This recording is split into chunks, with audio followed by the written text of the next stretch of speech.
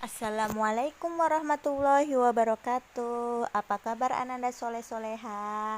Semoga kalian dalam keadaan sehat walafiat, tanpa kurang satu apapun. Amin, amin ya robbal alamin.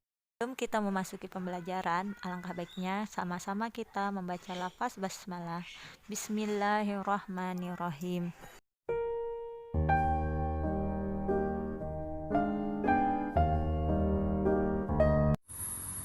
Proklamasi. Kami, bangsa Indonesia, dengan ini menyatakan kemerdekaan Indonesia. Hal-hal yang mengenai pemindahan kekuasaan dan lain-lain diselenggarakan dengan cara saksama dan dalam tempo yang sesingkat-singkatnya. Jakarta, 17 Agustus 1945, atas nama bangsa Indonesia, Soekarno-Hatta. Proklamasi merupakan tonggak sejarah bagi perjuangan bangsa Indonesia.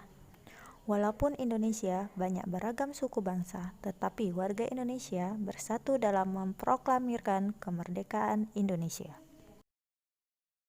Bagaimana sejarah teks proklamasi dirumuskan?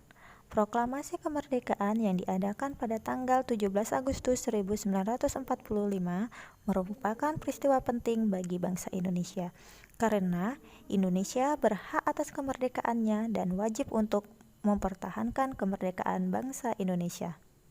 Diawali jatuhnya bom atom oleh Amerika Serikat pada tanggal 6 Agustus 1945 di kota Hiroshima dan pada tanggal 9 Agustus 1945 di kota Nagasaki, Jepang akhirnya menyerah kepada tentara sekutu. Peristiwa ini dijadikan oleh bangsa Indonesia untuk segera membebaskan diri dari penjajahan Jepang. Ada perbedaan pandangan di antara golongan muda dan Soekarno-Hatta membuat para pemuda membawa Soekarno-Hatta ke Rengas Dengklok, Karawang, Jawa Barat pada tanggal 16 Agustus 1945. Saat itu Soekarno diamankan di sebuah rumah sederhana milik seorang petani. Dua tokoh tersebut berada di Rengas Dengklok seharian penuh. Para pemuda mendesak Soekarno-Hatta untuk segera memproklamirkan kemerdekaan Indonesia tanpa ada keterlibatan dengan Jepang. Ketidakadaan Soekarno di Jakarta diketahui oleh Ahmad Subarjo. Ia mencoba menghubungi dan bernegosiasi dengan para pemuda. Akhirnya tercapailah kesepakatan antara Ahmad Subarjo yang mewakili golongan tua dan Wikana dari kalangan pemuda. Sebagai syarat dan jaminannya, Subarjo meminta para pemuda agar segera memulangkan Soekarno-Hatta ke Jakarta. Ia menjanjikan kepada para pemuda bahwa proklamasi akan segera diproklamirkan tanpa keterlibatan Jepang. Soekarno-Hatta kembali ke Jakarta pada pukul 23.00 waktu Indonesia bagian Barat. Teks proklamasi ditulis di Rumah Laksamana Tadashi Maeda di Jalan Imam Bonjol nomor 1. Para penyusun teks proklamasi adalah Ir Soekarno, Drs Muhammad Hatta, dan Ahmad Subarjo. Konsep teks proklamasi ditulis oleh Ir Soekarno. Saat itu hadir pula BM Dia, Sayuti Malik, Sukarni, dan Sudiro. Sukarni mengusulkan agar yang menandatangani proklamasi itu adalah Ir Soekarno dan Muhammad Hatta atas nama bangsa Indonesia. Teks proklamasi diketik oleh Sayuti Malik. Pada pagi harinya, tepat pada tanggal 17 Agustus 1945, di kediaman Soekarno, Jalan Pegangsaan Timur nomor 56, telah hadir antara lain Suwiryo, Wilopo, Gafar Pringgodikdo, Tabrani, dan Trimurti. Acara dimulai pada pukul 10 dengan pembacaan teks proklamasi oleh Soekarno dan disambung pidato singkat tanpa teks dan pengibaran bendera merah putih yang yang telah dijahit oleh Fatmawati. Dengan dibacakannya teks proklamasi, Indonesia mengumumkan kepada dunia luar bahwa Indonesia adalah negara yang merdeka. Proklamasi kemerdekaan ini diikuti oleh pengakuan dari beberapa negara Asia. Proklamasi kemerdekaan Indonesia memiliki makna yang dalam bagi bangsa Indonesia.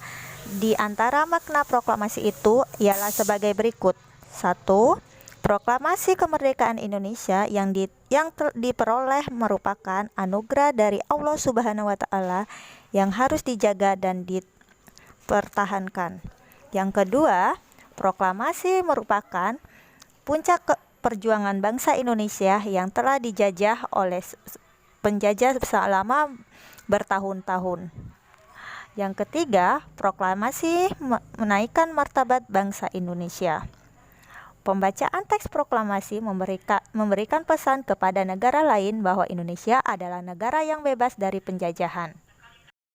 Dalam pembukaan Undang-Undang Dasar 1945 disebutkan bahwa kemerdekaan adalah hak segala bangsa. Oleh karena itu, penjajahan di atas dunia harus dihapuskan karena tidak sesuai dengan pri kemanusiaan dan pri keadilan. Saat ini masih ada beberapa negara yang belum merdeka, di antaranya adalah negara Palestina. Hingga kini, rakyat Palestina masih terus berjuang keras sekuat tenaga dan pantang menyerah untuk mendapatkan kemerdekaannya dari penjajahan negara Israel. Negara Palestina memerlukan dukungan dari berbagai pihak untuk dapat mewujudkan kemerdekaannya. Dalam proses menuju proklamasi kemerdekaan Republik Indonesia dikumandangkan terjadi beberapa musyawarah dalam negosiasi kepulangan Soekarno-Hatta dari Rengas Dengklok dan dalam penyusunan draft proklamasi kemerdekaan. Allah Subhanahu wa taala berfirman dalam surat Ali Imran ayat 159 yang artinya, berkat rahmat Allah engkau Muhammad berlaku lemah lembut terhadap mereka. Sekiranya engkau bersikap keras dan berhati kasar, tentulah mereka menjauhkan diri dari sekitarmu. Karena itu, maafkanlah mereka dan mohonkanlah ampunan untuk mereka dan bermusyawarahlah dengan mereka dalam urusan itu.